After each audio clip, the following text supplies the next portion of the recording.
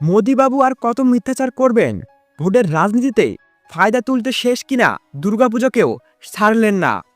বাংলার দুর্গাপুজো ইউনেস্কোর হেরিটেজ স্বীকৃতি নিয়েও মিথ্যাচার। আপনারাই বলেছিলেন না বাংলায় দুর্গাপুজো হয় না।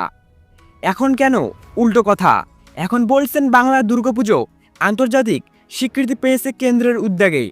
শুনে রাখুন, বাংলার দুর্গাপুজোকে বিশ্ব মানচিত্রে প্রথম তুলে ধরেন মুখ্যমন্ত্রী মমতা বন্দ্যোপাধ্যায়।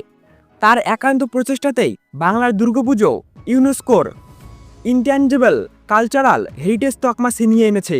এখানে কেন্দ্রের কোনো কৃতিত্ব নেই, কোনো প্রচেষ্টাও নেই, বরং কেন্দ্র বারবার বাংলার বদনাম করেছে, বাংলায় দুর্গাপুজো হয় না বলে অপপ্রচার করেছে। এখন আমরা প্রচারমন্ত্রী মিথ্যাচারের রাজনীতি শুরু করেছেন। বাঙালির প্রাণের উৎসব দুর্গাপুজো, সেই দুর্গাপুজোই মমতা বন্দ্যোপাধ্যায়ের প্রচেষ্টায় হয়ে উঠেছে বিশ্বজনীন। কলকাতার বড় রোডে দুর্গা কার্নিভাল ব্রাজিলের রিও কার্নিভালের সঙ্গেই এক বাক্যে উচ্চারিত হচ্ছে।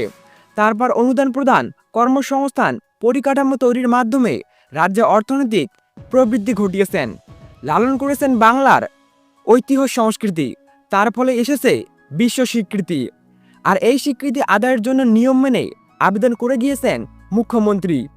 শেষে 2021-এ ইউনেস্কোর হেরিটেজ স্বীকৃতি এসেছে।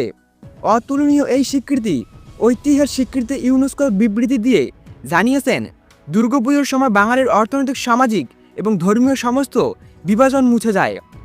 এমন উৎসব সত্যি বিরল। দুর্গাপুজো ধর্মীয় উৎসবের আঙিনা ছাড়িয়ে অনেক বেশি করে সামাজিক উৎসবে পরিণত করার মূল কাণ্ডারি মুখ্যমন্ত্রী মমতা বন্দ্যোপাধ্যায়।